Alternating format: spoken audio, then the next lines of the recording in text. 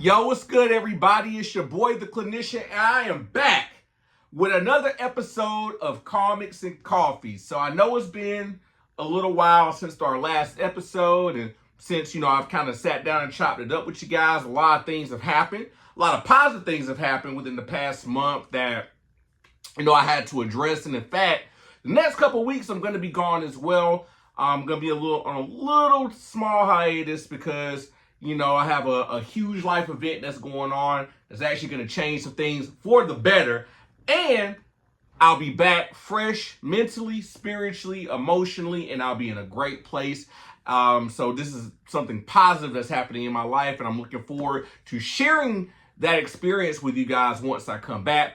But I don't want to jinx it right now, so we're gonna keep that on the DL until I get back and I can share with you my experience. But on this episode of Comics and Coffee today, we're going to talk about a particular individual who is actually really a positive influence on the comic book community, and somebody that I've had the honor and the privilege to meet on several different occasions. This particular individual does a special type of art style, which I'll share with you shortly, and I've collected a couple of pieces from him. Very unique in what he does in his designs. So how this came into play or to fruition was about a year ago. I went to the Heroes Comic Con in Charlotte, North Carolina, and my fiance was kind of looking around, and she noticed something. She was like, "Hey, babe, you might want to check this out. There's this guy who's doing this different type of art style," and I was like, "Huh." So I walked over, saw the guy's work, and I was just blown away. I was mesmerized. And trust me, guys, I'm going to show you what it looks like. So don't worry, don't panic, and I got you. But I was just blown away by the work that this guy did. And I asked him, what's your name? Work you do? And his name is Docto Chopper. And Docto Chopper is a very interesting individual in a positive way and in a very good way, very passionate about the work he does. And what he does is he takes comic books and just kind of cuts, pastes, and, frames them a certain way. And it just creates a unique work of art. And it was just beautiful to see. And I was like, I've got to get one of your pieces. So he had a couple of pieces, or he had a piece that I like. Well, all of them I like. But, of course I had to get a piece of, my boy Thor. And he was actually fighting the Midgard serpent in the panels, and I was just like, "Oh, this is dope!" And it was like one of his smaller ones, right? He has different sizes. So later on that year, I actually ended up ordering another piece off of from him off of his Instagram, and it was a Hulk versus Thor piece, which I have hanging up, and I love that piece as well. And then for this year, me and my fiance went to Heroes again a year later. And met up with Docto Chopper, and he was just such a joy to be around, and very, very positive human being. And what he did for me is he actually took the time to create a custom piece of the Little Mermaid for my fiance. And Little Mermaid is like her favorite Disney princess, so she was just she was happy and loved it and everything. So I wanted to give a salute to Docto Chopper, man. You're an awesome individual. I love what you're doing for the community, and I'm gonna definitely be buying more pieces as I have. So that kind of brings us to our up to date on our current date and time. So this particular piece, once I went to when we went to Heroes this year, and I picked up the Little Mermaid piece for my fiance, I talked to him, and I asked him, we had been communicating via DM about a personal piece, something that's very near and dear to my heart, from a particular writer / drawer. And I really wanted him to capture everything I like about this run. This basically, I wanted him to take my favorite comic book run of all time and put it on a panel. And I had two issues that I selected that I really felt embodied that run for me. And it was funny because I was on the Easter egg hunt trying to find the comic book issues at Heroes. I didn't even have them. I didn't even have the issues. So I found like two of the issues that I needed. Well, I actually found all of them because he needed two of each. So I found two of each of the issues that were needed for him to be able to do what he needed to do. And, you know, I gave it to him. He even offered to get the comic book signed by the artist slash, you know, writer himself, because, you know, he actually has a pretty good rapport with the guy, meets him up at, you know, some of the cons, and, hey, man, I'll get it signed for you. I was just like, man, thank you. You're awesome. So fast forward, you know, this is Heroes is like a couple months ago. So, you know, of course, it takes time. He has a lot of orders. He's a really, you know, busy guy. And, you know, eventually he just said, hey, you know, good news, man, your piece is done. And he sent me a picture of it. And I was just like, oh, my God. I was just like so thankful because this was such a beautiful piece. I was a little scared because no fault on Doctor Chopper, because he did what he was supposed to do. But the U.S. Postal Service, I promise you, can be very nerve-wracking. And the package should have been there probably like within a week, but it ended up being like almost like 3 weeks before I even got the package. They were having, something was going on with Atlanta's distribution center, and they were just having issues with using some type of new thing, and they were having to rescan the package over and over again. It was just this big mess, and I was just so scared.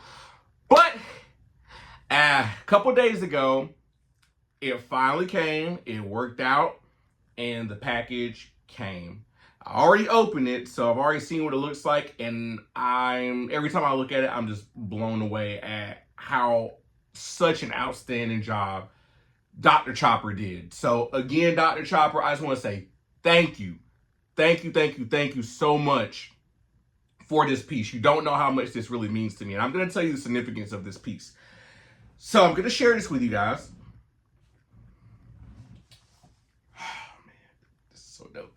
All right, are you guys ready? All right, this is the piece that Dr. Chopper did for me. Yes, you know it's Thor. You know it had to be Thor. You know it's going to be Thor, right? You know it's going to be Thor.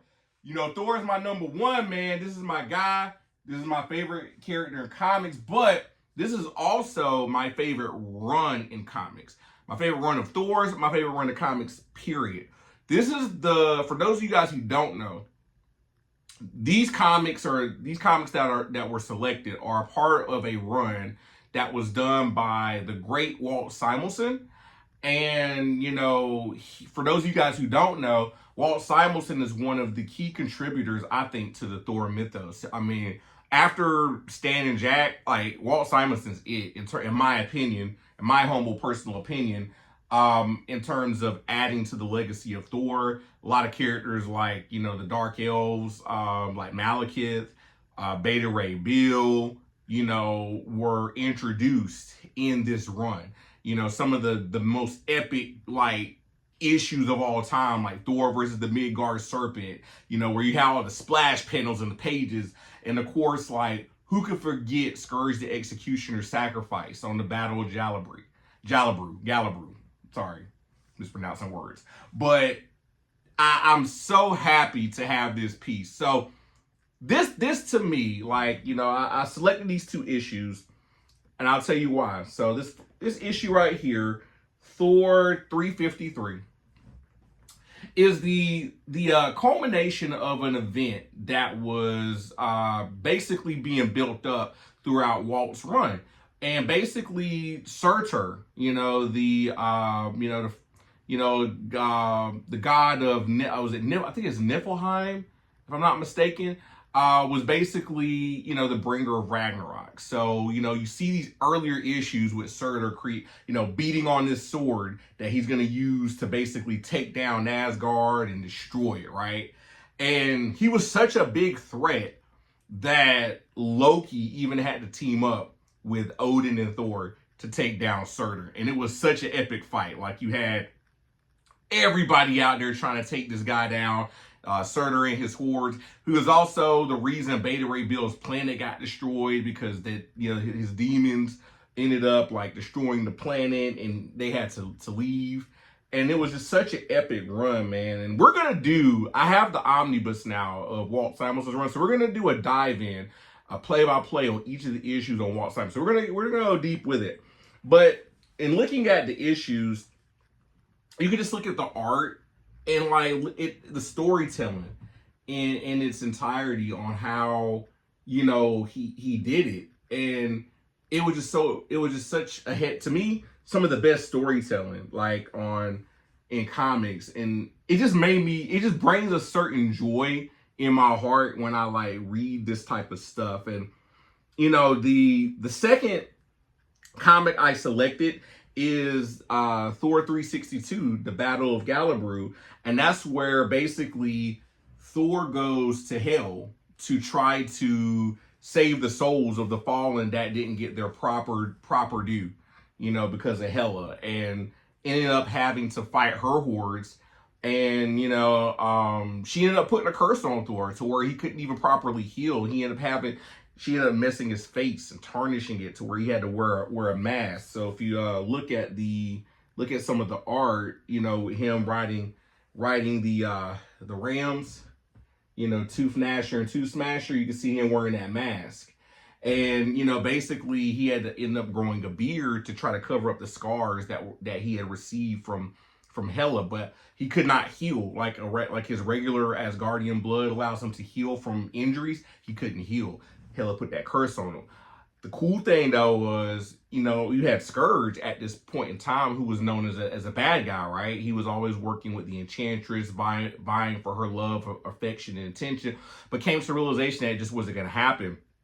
And he just ended up realizing, that, hey, what is my place in the world? Like, what legacy am I going to leave behind? And I think once he came to that realization, he realized, like, man, I'm not just the, chopped liver here. I actually can make an impact. And I think once he realized the impact he could make, he made that sacrifice. And, there he's still in the Battle of Galabru. And it was just one of the most touching, stories. But the reason I think this particular run hits me so hard, this particular issue right here especially, is so during the time that this, of course this story predates me. I was born in the late 80s, but this story had been out by the time I was born. I kind of came a little bit later, as I got older and started delving deeper into comics, I backtracked. Well, there was this one particular time, my dad, back in the early 2000s, he ended up getting cancer, and we didn't know if he was going to make it or not. It wasn't really looking too good. And, I remember it was a really tough time for us. My mom, she didn't know how we were going to pay the bills. I was transitioning, I was in college and, didn't know what was going to happen. And it was just a lot going on. And, this particular run, I remember it reminds me of my relationship somewhat with my father. So for any of those you guys who know about Thor and his relationship with Odin, it's kind of like an uphill downhill relationship. It's like Rocky, right? It's like, you have this relationship where, Odin gives his son tough love a lot of times, where he's really hard on Thor. He's really tough on him, but, it's because he sees the potential in his son. He knows that he can do better, right? And then you have Thor, who's kind of the rebellious, kind of angsty guy that is kind of going against the grain and it kind of wants to do his own thing, right? He doesn't want to conform necessarily to what his father wants.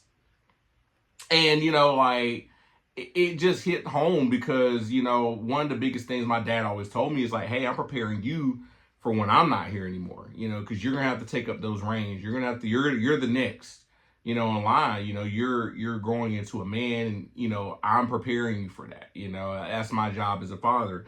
And, spoiler alert, if you guys haven't already realized, in this particular issue, Odin ends up sacrificing himself to save his sons.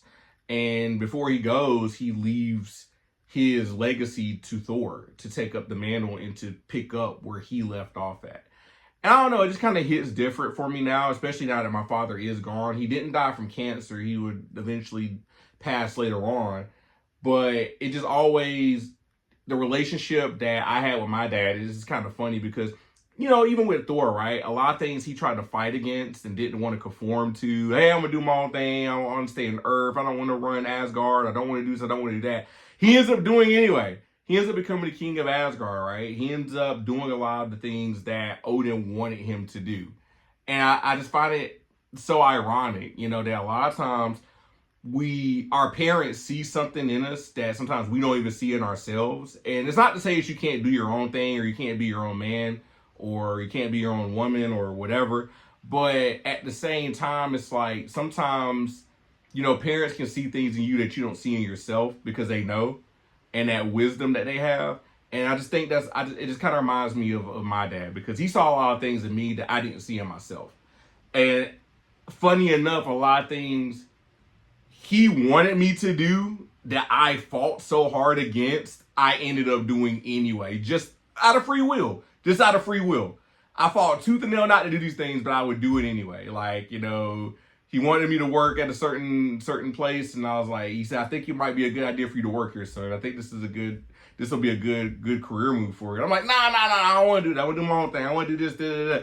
And I ended up working exactly where he had suggested. It just took me a longer route to get there.